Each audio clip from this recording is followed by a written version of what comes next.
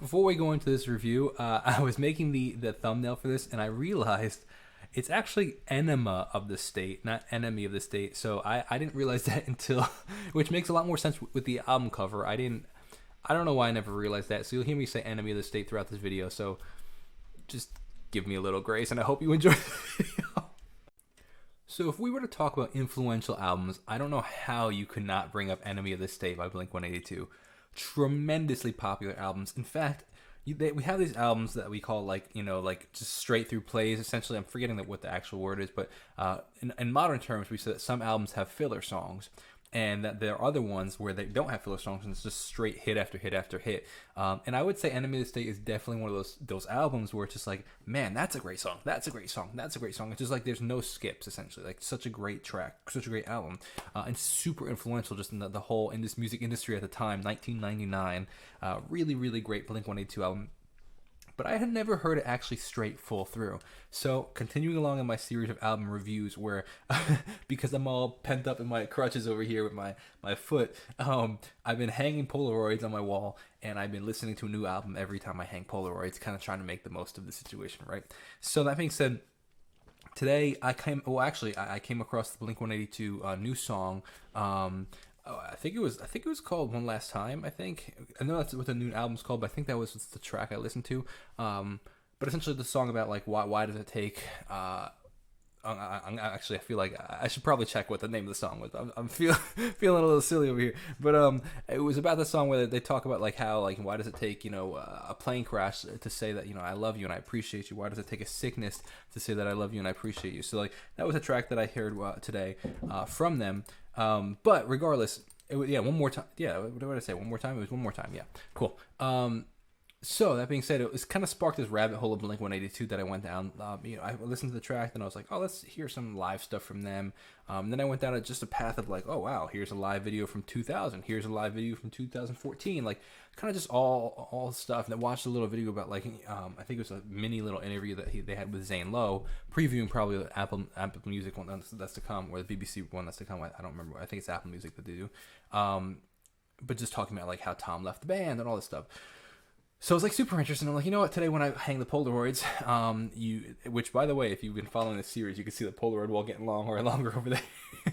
But I was like, let's listen to one of their albums. So I went back and listened to Enemy of the State, which again is a classic album, an album that I've heard a lot of the songs of before, just never necessarily straight through. So let's talk about it. It's really classic songs, like super distinguishable. Tom's voice is super, super distinguishable. I did not realize until I actually watched them sing live that Mark sang. I thought it was just one singer the whole time. I didn't realize they'd go back and forth, which is pretty interesting. Tom has a super distinguishable voice. You can kind of just hear. He also is really, really, I think, underrated. I don't think people talk about his voice and his songwriting more often. I don't think they talk about his guitar tone enough. The guitar tone is like 10 out of 10. It's really, really good guitar tone. Really, like, especially for such a dirty tone that they use, like it's really crisp and clean, like clear. Like it comes across really, really well. I also like to talk about Tom's voice going back like 23 years. I was watching a performance of them on the beach, the Plaza Resort.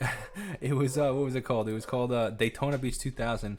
It was some sort of like summer fest they played. I don't remember what it was called. But I think it was called Sandhead. I think is what it was called, or Sand Job or something like that. I don't know. Regardless, talking about the this is what the performance, like the energy was phenomenal on stage. But what was cool to see a performance from Tom in 2023, which is how his voice is unbelievable now. Like I would say, which is unique to a lot of performers. I find that a lot of performers actually go the opposite way, where like they sounded really good in the beginning, and then as they get older, they kind of just the voice slips. But I was like hearing him now, I'm like, dude, his voice sounds better than ever before. And this is 23 years later, man. It's crazy. Like, I actually like the voice now more than before, which is amazing. It's amazing what they're able to still do. But let's talk about it. Just, you could feel the energy of the album. You could feel, I want to say, like, childish playness to it. Not like a childish, like, immaturity. I guess to some degree immature. It's like this fun energy you can feel throughout the album. They're having fun making music, which is really cool. You could feel that in the album. Really, let's talk about the guitars. Top-notch guitar playing. Very simple recording in the sense of like there's very rarely do you hear multiple layered guitar riffs. A lot of times it's just straight down like what we call palm muting, when you rest your palm on the bridge of the guitar and mute the strings to create this like chucking kind of kind of staccato kind of playing. That's what a lot of it is. Every once in a while, you hear the classic riffs, but it's very rare that you'll hear like multiple layers of guitars going on. And when you did, ironically, as a guitar player, and usually I like that stuff, I was like, I actually kind of like the more simple playing.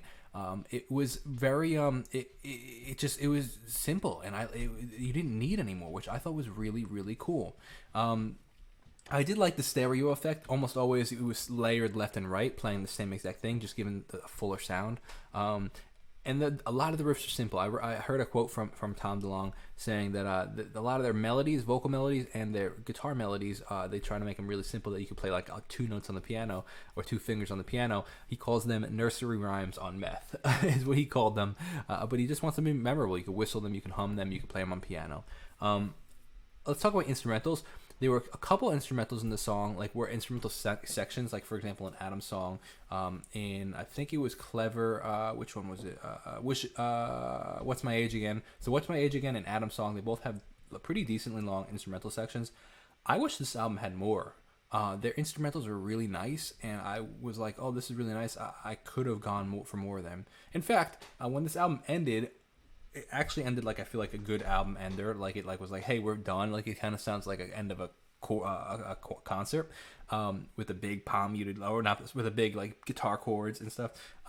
But I actually could have gone for like another 2 songs. I think this album definitely could have used like another 2 songs, not necessarily to like make it feel complete or whole. It was just like it left me wanting more. Which then again, as an artist, is a good thing in general, because then you could just say like it could be for the next album. But who knows? I definitely didn't feel like it was like, oh, there's another song on this album, so that's good too. Like, sometimes that you hear albums and like, oh my gosh, you still got 4 more songs. Like I didn't feel that way. Really, really, again, cool guitar parts, really great. I think that this album leads a lot to great crowd interaction, which you don't necessarily always hear in an album, but you could just hear that there'd be cool parts where the crowd could, when they play live, banter with them. Oh my gosh, talking about banter, I was watching again that performance of them on the beach in 2000, and totally had this the crowd banter that they had was ridiculous, man. They were just kids goofing off, man, and it was cool to watch. So I want to go through and listen to a couple more of their albums, just kind of straight through again. I know most of their songs, like the hits, but just I would like to hear like them as a cohesive kind of thought. So I'd love to know what your thoughts are, on what your general idea on the album is, on what your general idea on their music is.